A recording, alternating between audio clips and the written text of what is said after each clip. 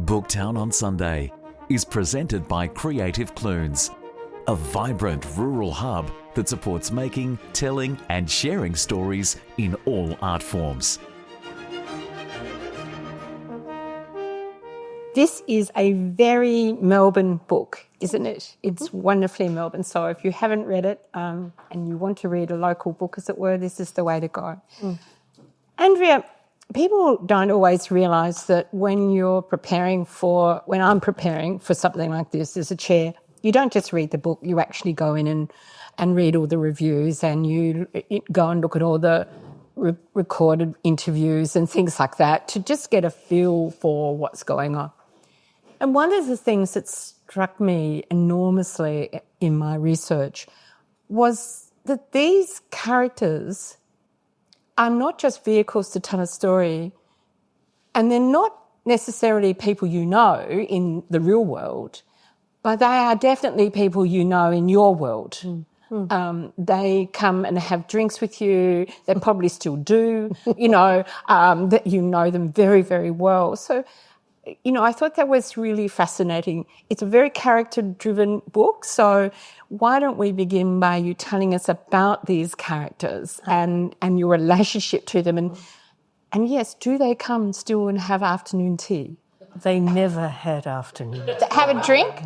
Not even a drink, but they do other things. Exactly right. This is stories attached to people, and I've always written character-driven novels. There are 3 main and 1 minor character in The Buried Life. The book opens with, I should say, the 3 are from different generations and different backgrounds. And not a lot is made of that, but it does infuse the book in some way. So the book opens with the first of the 3, and this is the character that I call Dr. Death. He's Adrian Moore, Dr. Adrian Moore. He's 43. He is a scholar of death, and death studies is a real area of studies. I share that with you. And he's done extremely well in his career. Both he's at a good university in Melbourne and he has a worldwide reputation. But when we meet him, he's in the doldrums. His girlfriend, Irene, his girlfriend of 10 years, left him a year ago, and he really hasn't resumed life properly since then. When we meet Adrian, he's he says it himself, he's a temperate man. This is not a man of deep passion. He says that his choice of specialty has nothing to do with the fact that his mother died when he was 4 and his father killed himself when Adrian was 7. Absolutely nothing whatsoever to do with his choice. We might want to disagree. That he has buried a lot, The Buried Life, is fairly obvious, I think, to we readers. Fortunately, Adrian does not stay in the doldrums. One of the lovely things about character-driven novels is that, you want them to grow and change and develop and meet their comeuppance or not. And there are a couple of things that happen to Adrian that he does, I believe, become a man of passion by the time the novel closes. The second person that we meet is Keziah Ferguson. Kezi is 28. She lives near Adrian, and they are very, very close friends, despite the age difference.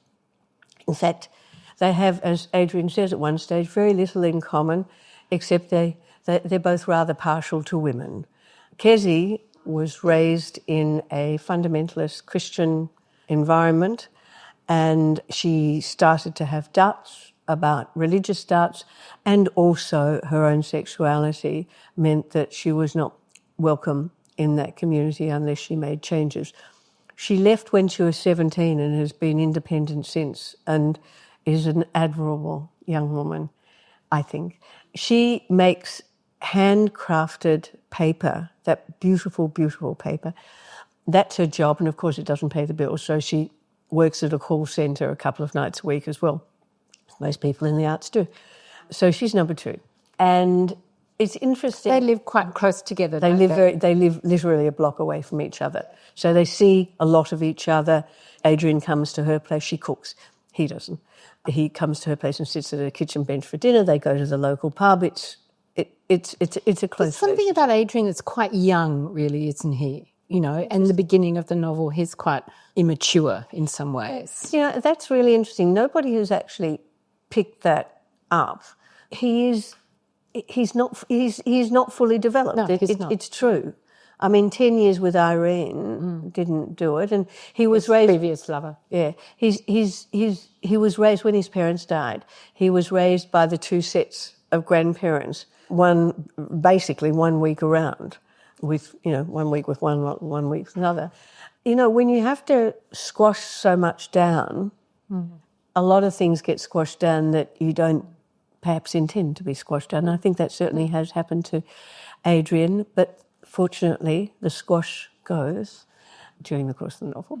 The thing with Kezzy is, you know, you tend to think that when somebody has left an oppressive background like Kezzy has, that, you know, they leave and it's just all positive, you know, look what they've done, and they've got a new life, and she's got new freedoms, and she's got girlfriends, and she goes to bars and all of that sort of thing. But of course that's not the case, because there was much about that life that she actually liked.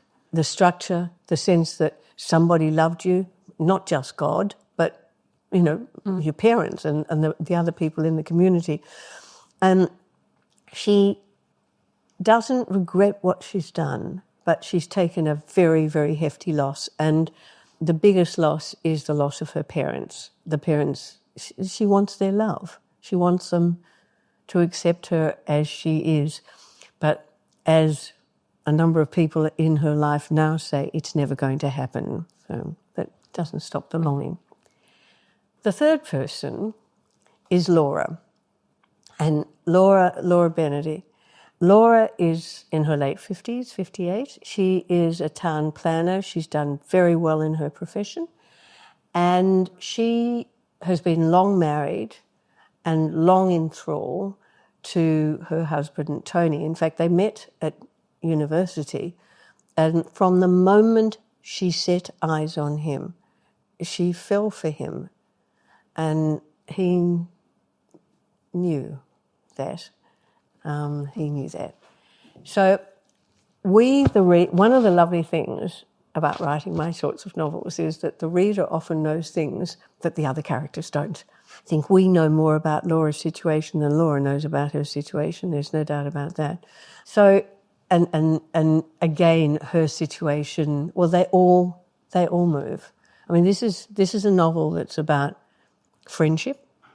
It's about marriage. It's about love. It's about loss, and it's about death, I think. There you go, just a few biggies. Just a few things there.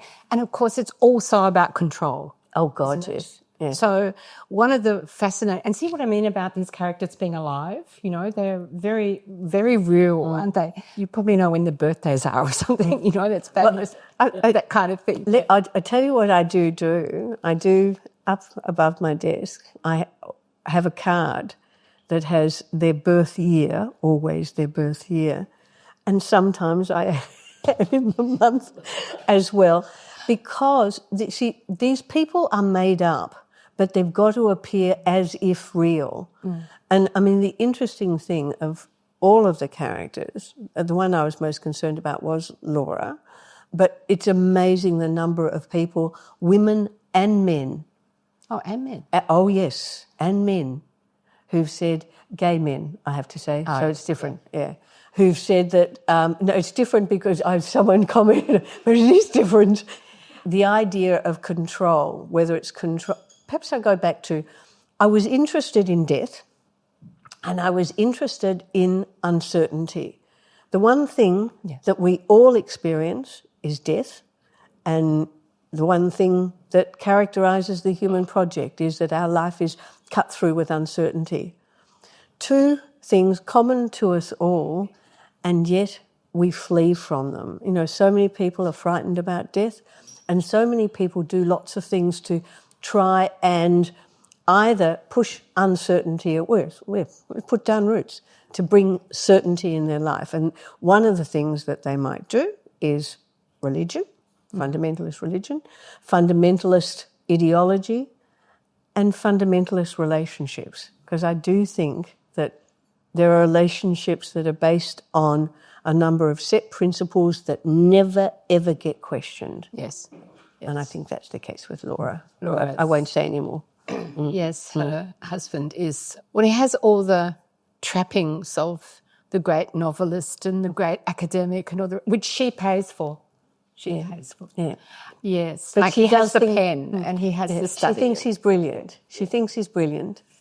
And that's not ever wavered.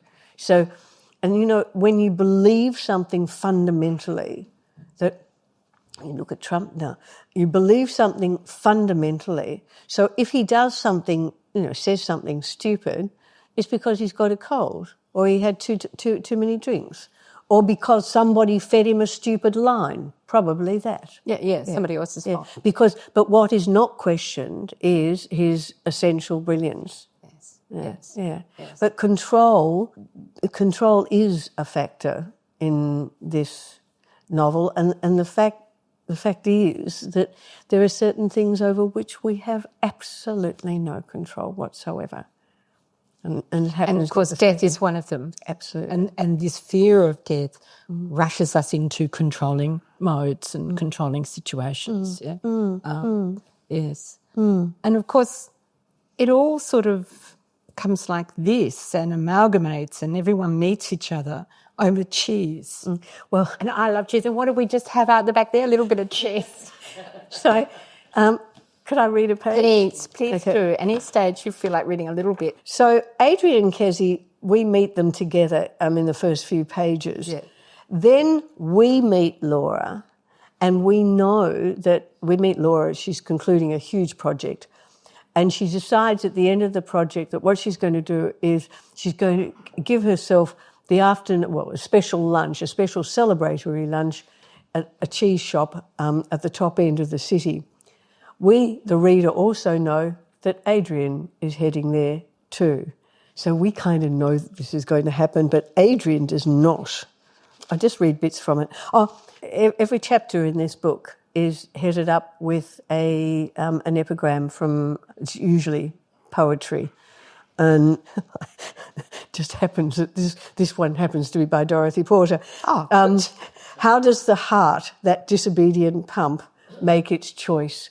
So you know what's going to happen. And the chapter's actually called out of character. Adrian Moore was a temperate sort of man. His emotions were varied but not showy. His enthusiasms buoyant without bombast. His clothes were tasteful but unassuming. He was athletic but not competitive. There were two notable exceptions to this gentle moderation. He was a driven man when it concerned his scholarship, and he showed no restraint when it came to cheese. Soft cheese, hard cheese, blue mould, white mould, washed rind, cloth-bound, salty cheese, smoky cheese, cow's milk, ewe's milk, cooked cheese, raw cheese. Adrian was captive to them all. Only ricotta and cheese made from goat's milk failed to delight. The former lacked flavour and was the texture of vomit. The latter tasted of charcoal and perspiration. So he heads to the cheese shop. I can actually... I can do it. Go ahead. One Tuesday in winter, about 6 weeks after his discovery of Marla, which Marla is... We'll come back to that. Yeah, we Just will. Jump that. A relatively mild day with a white sun and a hesitant breeze, Adrian decided on a cheese lunch. He took the short tram ride from the university to his favourite cheese shop at the top end of the city. The footpaths were bustling with lunchtime crowds, but intent on his mission, he strode and swerved as if on autopilot. A few minutes later, he entered the food store. He walked through to the spiral staircase at the back, descended the stairs, pushed the heavy door open, and slipped into the cheese room. This cold, cave-like space with its stony light and mouldy smells was his idea of heaven. It was hard for him to understand how anyone could dislike cheese, although such people did exist. One of his colleagues couldn't abide it. Jacqueline, the cheesemonger, was with a customer. She greeted Adrian by name, said she'd be with him shortly. He replied he was in no rush, was happy to browse. At the sound of his voice, the customer turned around. We know who it is. The breath caught in his throat. This woman was, yes, breathtaking. She was dark, majestic, with a luxurious mouth, carved cheekbones, a broad jaw, and big black eyes. She was wearing a close-fitting hat, and the shape of her head and the stately neck reminded him of a statue of Nefertiti he had seen years ago in a Berlin museum. He'd feasted on that statue as one can do in a museum. Now he wished he could feast on the face of this living woman standing just an arm's length away. It was fortunate no one was policing his thoughts.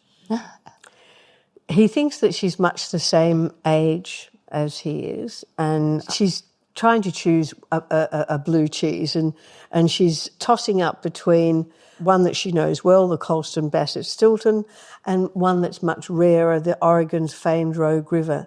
And she settles on the Rogue River, which he really, really hoped she would do, the unusual one. And Adrian's also arrived just for one cheese. And so will I have the Rogue River. Adrian stepped forward and was now standing next to her. She'd chosen as he hoped she would. Neither of the women spoke. As the silence lengthened, Adrian wished he hadn't either. It was so out of character. And then the dark woman turned to him. She was smiling. So you too are buying just the one cheese? He nodded, yes, for my lunch, like you. There was another silence before she cocked her head to the side and, still smiling, said, I have a proposition. If you choose a different cheese, not the Rogue River, and we lunch together, we each would have the benefit of 2 cheeses. Clearly, he had met his match when it came to a passion for cheese. Standing this close, he could see faint lines about her eyes and across the forehead. There was a light touch of colour on her lips and a bit of black around the eyes, but his skin was natural with none of the gluggy makeup he so disliked. She was gazing at him with her black eyes, the smile pressed into those lightly coloured lips, and for some unfathomable reason he was reminded of Helen's beauty that launched 1,000 ships. First Nefertiti, and now Helen. He really needed to get a grip. We could pool our cheeses, she was saying, buy a baguette and a capsicum from the shop upstairs. We'd have a perfect lunch. And after a brief pause, she added, and company too. He agreed, not caring how eager he might appear. For the second cheese, they decided on a cheddar. Don't want it to fight the blue, she said. They tried a number of possibilities. They both preferred sharp and tasty, firm, not crumbly, and settled quickly on a cloth-covered Tasmanian variety. Jacqueline, the cheesemonger, was watching with an amused expression. I feel as if I've just watched a scene in a French rom-com. And that's how they meet. It's gorgeous. Thank you. Just to jump now back to the role of art in your book, there's a lot, both the quotes at the beginning of passages, there's a lot of references to cities, to art, to literature, and to music. And tell us what happens to Adrian, his epiphany, really, what occurs. So not only this meeting in the shop, which becomes, quite extraordinary as it goes on, but what happens to him? I do believe in the power of art to change lives. It's a very romantic idea, but I do. And the fact of the matter is, we know that when people are in extremis, they reach for music and poetry. They do that. When people are happy, the same thing happens too. I mean, art is more than just, it has more than just an aesthetic function. And I do think it gets at different levels of consciousness. That's my belief as an author. I also know a fair amount about music. So I wanted to create a situation where a character like Adrian, who knows pretty well nothing about classical music, could be affected or changed by music. Was it possible? And of course I believe it was. So Adrian is driving back from the biennial International Conference on Death Studies in Adelaide, and he's driving back along the coast road, and which he was doing out of nostalgia because he and Irene, the previous lover, had travelled this road on their first trip together. And as he says, nostalgia is never a good reason for doing anything. And he's right, I have to say. Anyway, he's falling asleep. And so eventually what he does is he stops. And he stops it's winter, and he stops at one of those seaside towns that are dead in winter. And he just wants to sit down and eat carbs and drink Coca-Cola or coffee.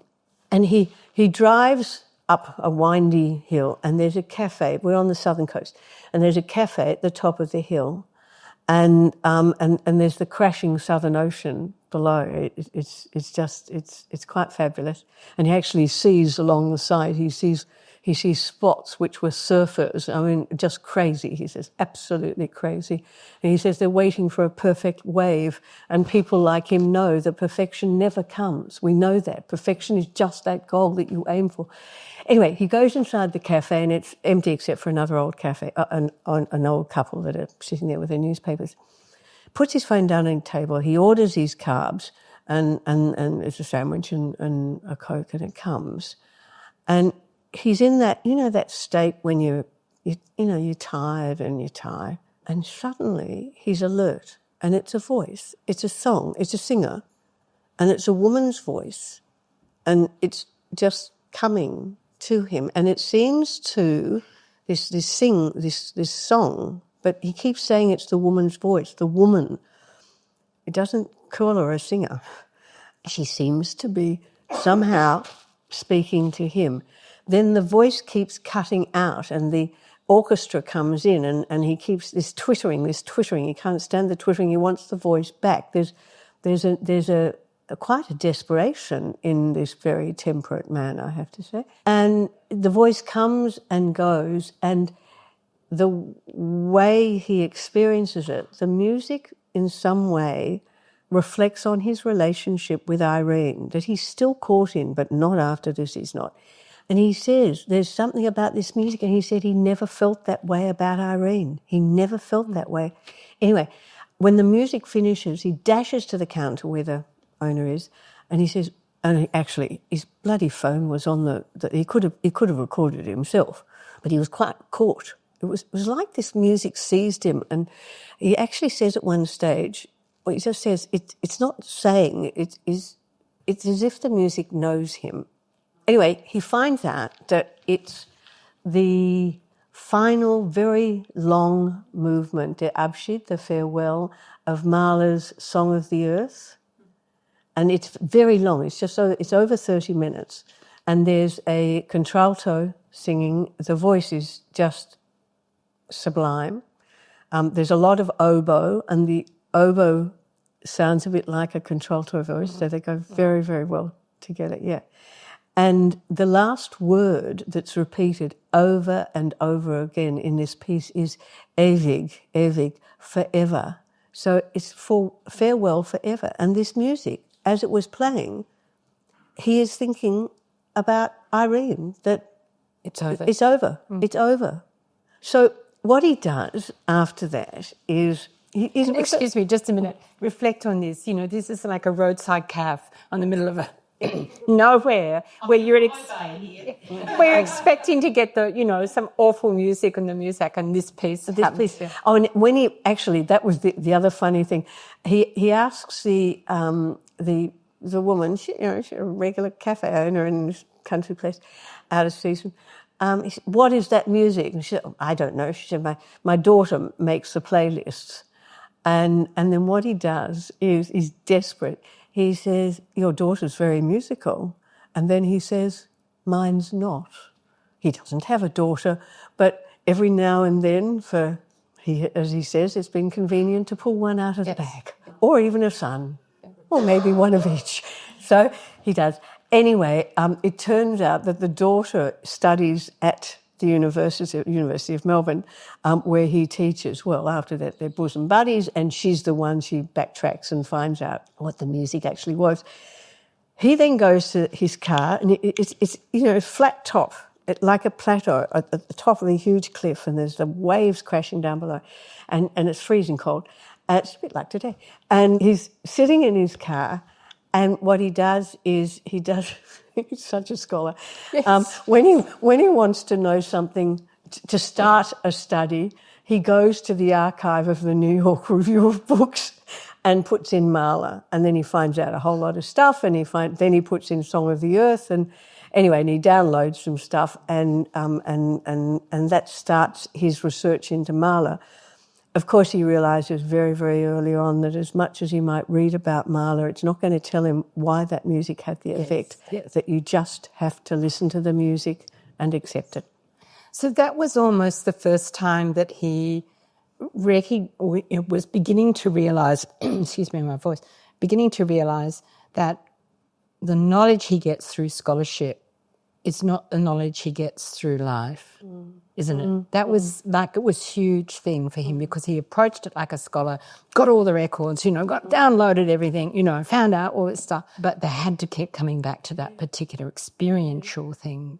Yeah. Which brings in another, I think, factor with this novel. I think that there are many varieties of spiritual experience. And, Kezzy's the obvious person Kezzy believes in God. She's not debunked everything that, So there's the sort of spirituality that comes from a belief in God. But I think there's also that transcendental experience that can also come from music, I do think, and from poetry and from, other things as well. Things that happen that you can't, that pack a punch and they leave you with meaning, but you don't know how it got there. Yes. Yes. So there is I was talking about this with a friend of mine who's a very, very devout Christian, and we were talking about the spirituality in the book, and she said that for the first time she could see that there was a spirituality for her it would be without God and the Holy Trinity, which was a hard thing for her to get to, I have to say. And this isn't the only time Adrian has this. There's another wonderful passage in this book, because in this book we have a death. That's, it's talking about death in different ways, and there is a death. And Adrian, who is a scholar on death and knows everything about death, has never had a death that he knows. His parents died, but he was too young. So he begins exactly the same thing as in the music, isn't it? He couldn't just study it, he had to experience it. So now he's commenting, it's kind of getting through to his brain that it's really about experience. Yes. He actually says, with this death, he says, I know, these are his words, I know nothing about death, which was an extraordinary thing for this person to say. Anyway, that's, yes, what happens.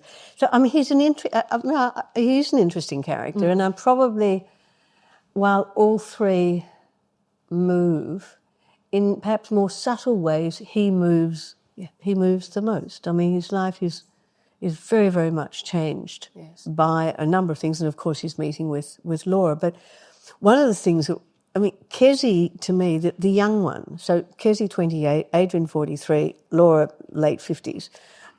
For me, Kezzy very much is the fulcrum. She seems to have, I don't know whether it's wisdom or experience or whatever it is, but she seems to be able to help the others see what's going on in their life and what they need. Well, see what's going on in their life. I think that's that. Yeah. Because he's suddenly becoming aware of the need for experience at the same time as Laura is finally becoming aware of how controlling her husband is, and Kezzy's in the middle of all that. It's just quite... There's that fire scene, isn't there? Tell us about that. So Kezzy longs. She really does long. Who doesn't long for your parents to love you? Even show me a perfect parent. Even when your parents are really, really, really imperfect, you want that love. Anyway, it used to happen. I don't think it happens anymore. In a vacant area next to the Collingwood Children's Farm, there'd be the annual winter bonfire night. And Kezzy goes there. She's not feeling her best, I have to say. She goes there with her new girlfriend whose name I've just forgotten. Paige. Yeah, thank Good you. woman. That's right, thank you. We need you. Yeah, thanks. I'm hopeless on names, even the ones I create myself. And the thing is, Adrian actually says she's so not a Page. You know, he thinks of Hitchcock's blonde women being Pages, not this one. Anyway, so Paige wants to go, so they go. And there's a fabulous bonfire, and it's hot, and actually it really, really lifts her spirits. It's a great night. Anyway, they come away from the big towers. There's 2 big towers. As they start to burn down, Paige pulls her away and says, "Let's go and get more food." Well, yeah. So Kezzy says, "Okay, fine." And so they're walking away, and then I should say Kezzy has continued a relationship with her brother. And what's her brother's name? Sam or something. No. Never mind. Okay, we're not going to do this. Right? With her brother. With her brother. A minor character. I could actually tell you, but I'm not. I don't have to. Really. You don't have to know. I don't have to. The brother keeps Luke. her. Yeah, Luke. He keeps her informed about what's actually going on with the parents. But there's love between. He has ambitions in the church. I mean, there certainly is love between them, and he shows that in the end. Anyway, so they've come away from the heat of the fire, and they're walking, and she sees ahead. She sees 4 adults and a child in a pusher, and she immediately actually sees Luke, and Luke is with his wife that she's never met, and the parents and the child that she's never met in the pusher. And lots of people come from the outer suburbs to this event, so it's not surprising they're there. And it's dark, but there are lights around. And Luke sees her first, and he gives her go away type of warning signs, and she doesn't. And a mother turns around and sees her, and there's she does. There's a smile. I mean, you feel her. It's written from her point of view. She sees her mother's face, and the mother then just grabs the pusher, and walks away. And it's of all of the rejections, and there have been many. This is probably the worst. And Kezzy had actually made a move towards her parents. She'd made a beautiful, beautiful handcrafted card. Yes, I was just going to get to that. Yes. Yeah, and that she'd done that and left it in their letterbox. A couple of months earlier, she'd made a move, but the only move they wanted was that she would give up her lifestyle, they call it lifestyle, and come back to the church. Yes. Nothing else. Nothing else. That's nothing else. It's judging people on one thing. I mean, it happens unfortunately all the time. And control. And Back to control. That's right. Control. Yeah. All the way running through this book. Yeah. And then the book ends, and the last part is given to Adrian, and it's probably the most beautiful final pages I think I've ever read. Thank you. It is absolutely amazing, and you just go, it's just beautiful. And I can't read it too. No, you can't. That would spoil the book. Yeah. That would spoil the book. So having said that, I want to see, have we got some questions from you? Would you like to ask Andrea about her processes, what she did, how she's feeling? I'd just like to say thank you. That was really beautiful imagery, the whole thing. I was going down the South Road, I was at the top of Collins Street where the cheese shop is. It was just brilliant from that perspective.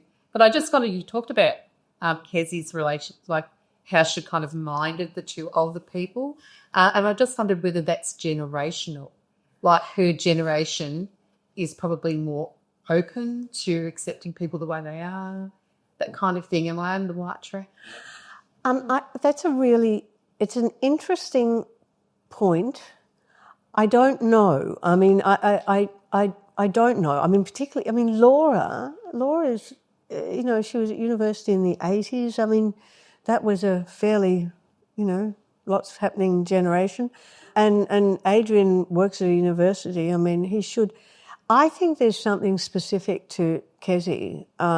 Few young people in this day and age would be able to leave their family at the age of 17, was before she matriculated, before HSC, VCA, and made a life for herself. And I think that it gives you, it shows strength, doesn't it? She's got to need the strength to be able to leave everything that she's known and loves. Unbelievable.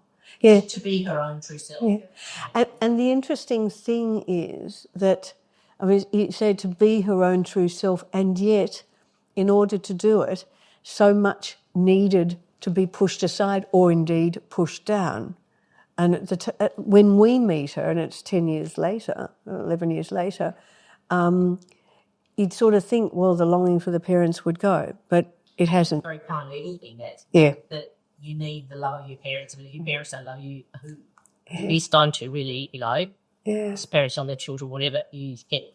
That's what they're supposed to. Yes. So there's this conditional love everywhere, isn't there? Laura's husband is conditional love. Everyone's Adrian's first partner was conditional love. There's all this conditional love. Yeah. The parents on Kezi, conditional love. Yeah. Whereas we like to think that our parents give us unconditional love as we would give to our children. I think that's what your parents should. Yeah, but they often don't. That's what you feel an inherent role is to your children. It's quite interesting. I think that I really like the relationship between Adrian and Kezi. It's very. Some people have mistaken him for her father, and he doesn't want to call himself a brother because he feels that they have a very, very special friendship. And I actually think that it's unconditional love between those two. It's also quite. It's a very clear. It's not in any way confusing love. No sexual overtones or anything like that. No. Yes, Sandra. I'd like to say, Andrea, thank you very much for the conversation.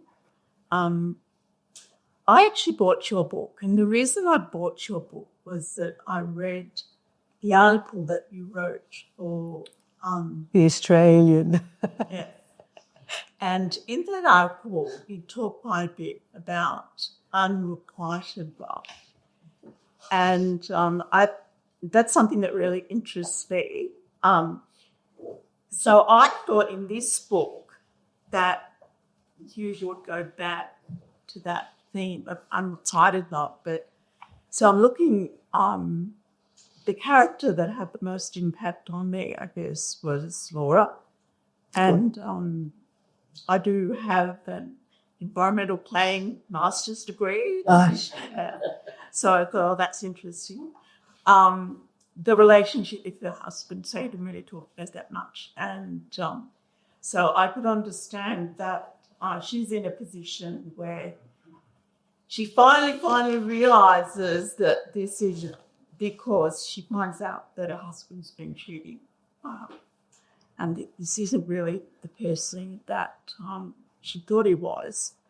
But with Adrian, to me, it's not really unrequited love. So why did you mention that in your article? That's not Okay, the article in the book in a way that I could. The article really wasn't connected specifically with this book. It got published on the day that this book got published. I've written a lot in all of my novels, probably. I've written a lot about longing. And, Adrian has a longing here that might be fulfilled by Laura, and it may not be. We don't know. It's left open in the end. I'm particularly interested in longing, and that is the connection with the unrequited love. And I really think all of my novels, there have been relationships where there's a huge amount of longing on one side and often unrequited. It's something but I put the two of them together. In that particular article, You haven't. You see, I'm smiling because it was an article, it was an essay that gave me a huge amount of pleasure to write, and I loved it appearing in the Australian. I really did, actually, because I wanted to say that there's really positive things that come out of an unrequited love, and I talked about one that I'd had for 30 years, and that had fed lots of characters and passions, particularly because it's imagined. It's imagined. This is imagined. Unrequited love is full of imagination, and that is, in fact, the main connection. Did you like the article? Yeah, I loved it. Yeah. Should we I down loved writing it. I just wonder, Marla, like my husband, for example, adores Marla. And I forced myself to watch the Resurrection Symphony, which I think it was the Sydney Symphony played when all the renovations of the Opera House were done. And I wrote a poem about it later, about the Resurrection Symphony. And for me, this was a really big deal because Marla, I just find Marla's music very heavy. It's a bit like Wagner. I just wonder why you didn't pick sort of like Beethoven. I tell you why. I tell you why I chose Mahler. He is the bridge between the Romantics and the moderns. Schoenberg loved his music. Webern loved his music. So, and being that bridge, there is, I mean, it's so interesting you equate him with Mahler. Maybe the Resurrection, I mean, there is certainly a heaviness to that, but a lot of his stuff, he uses folk tunes. And the first symphony's got Frere Jacques in it, in a minor key. It's playful. And the bits that I've used here, the fourth movement of the third symphony, is another contralto. I mean, it's just sublime. I should have bought my little machine. I could have played it for you. The most sublime music, and the adagio of Symphony 9, which actually does figure in this novel also. It's as a background to narrative. This is not a novel about music. It's what music can do to, understanding and memory and so on. So I would suggest that you try some other Mahler. And contemplate unrequited love, yes. I was just going to say, I'm curious about including a death. Did you set out to write a book that included a death, or did it just occur as the narrative developed? It's a really good question. No, I did not set out to make a death. My novels, they're character-driven. So the more I write about a character, the more possibilities there are. They're very, very organic. I don't know where I'm going. I know I'm driven by ideas. I mean, I knew the ideas I wanted to explore. But in terms of the narrative lines, and there are a few, they come as the characters emerge. And no, I didn't plan for there to be a death, and I certainly didn't plan for there to be this particular death. Does it surprise you when something like that happens and you hadn't planned it at all? No, because it does. What it does is you move by increments, and you get to this point and you think, this is possible now, and that, and I do many drafts. And the reason why you do many drafts is because it takes you a while to get to the core of the thing. And I can't even remember at what point and which draft it was that the death that you realised that was going to happen. Yep. So you don't go through that filmic process of thinking, now what's the worst thing that could happen or the most unusual thing that could happen? No. Just the way the storyline appears to you? No, it's the way I do. Tess is right. I know my characters extremely well. I probably know them better than I know my friends. Well, I do, because their lives depend totally on me. You even know what kind of cars they drive, what their cat looks like. I do know those sorts of things. Because I need to know how my characters will respond in a particular situation. So I do need to know them extremely well. I also know that when I put down my pen or I close my computer, they exist because of me. But when you're in the middle, and you would know this, when you're in the middle of a book, you carry it around in your head, it's with you the whole time, and you go to the supermarket and you see some choc royals and you think, oh, Kezzy'd love them. That sort of, I can bring that in. I remember with one of the books, I saw people having a picnic on a central nature strip in Carlton. And I thought, oh, I can use that. And I'll tell a funny story. There's a scene in here where Tony, who, you've got an idea we don't particularly like him much. That's Laura's husband, Tony. He is on the plane coming back from somewhere overseas, and a man dies on the plane. And Tony is just thinking of the inconvenience. And it's just awful. Doesn't think about, the poor people waiting for the man at the end. Awful. So Mark Rubo of Readings launched this book in conversation at the convent with some Marla played. And he said to me, he said, do you ever, he knows, my stuff is made up. I want to keep my friends and my family.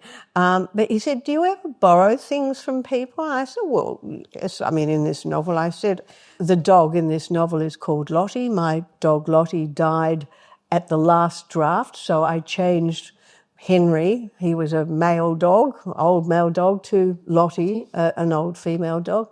I said, so there's Lottie, and I said, I've given the cheesemonger's name, my mother's name, my mother who didn't work a day in her life, Jacqueline. And Mark just looked at me and he said, and the incident on the plane, at which point I said, oh my God, I took that from you. He'd come back from Italy, and he had said that this had happened. And it happened ages ago, and it had so long been attached to Tony, I'd sort of forgotten where I got it from. So. I had it happen to me once, next to me. Yeah, I know. Oh, it does happen. Shocking. It's a terrible thing to happen. Yeah, it's oh my God. Right, okay. Right. Yeah. Or pandemonium occurs. Yes, we're wrapping up. Oh, sorry. We could develop with your character and you need to know them. Do you have it fleshed completely in your head before you start writing? Or do you have a fair idea and flesh them as you go? This is how the books begin.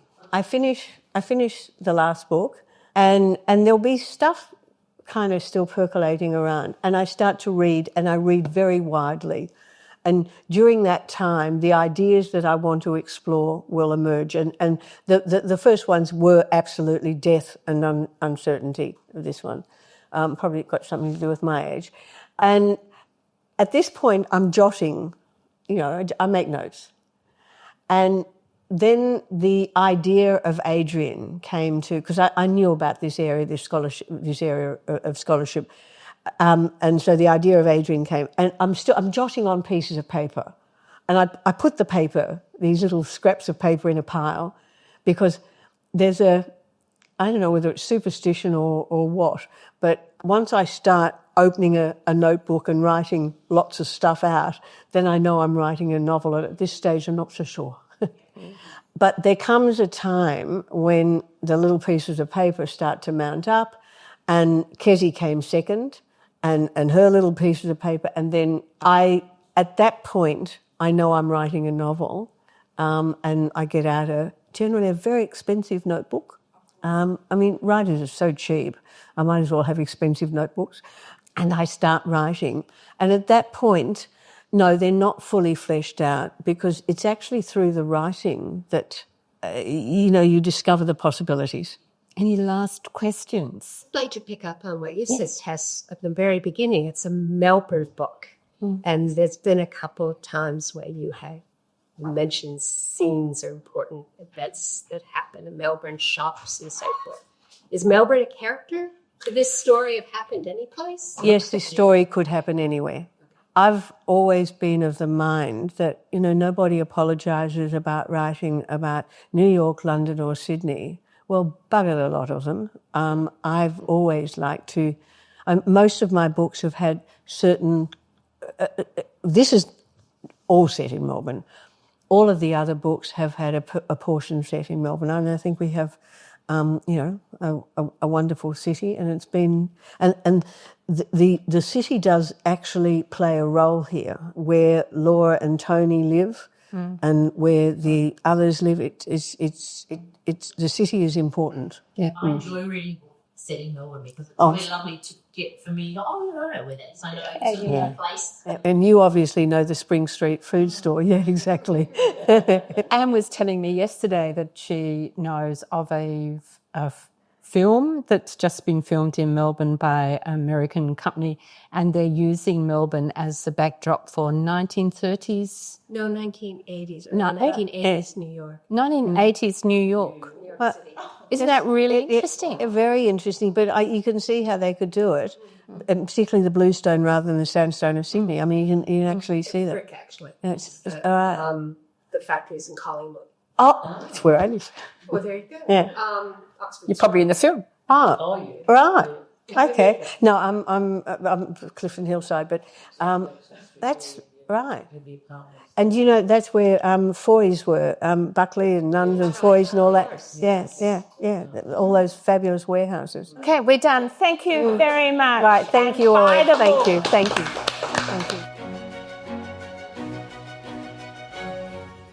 Booktown on Sunday is presented by Creative Clunes. Tax-deductible donations to keep our stories alive can be made at creativeclunes.org.au.